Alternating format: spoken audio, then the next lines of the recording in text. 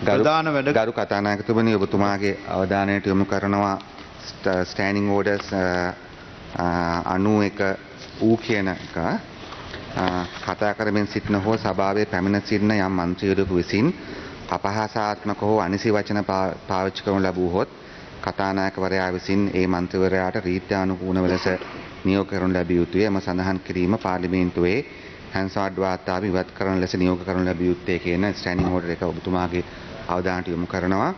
ගරු කතානායකතුමනි ගරු අගමැතිතුමියට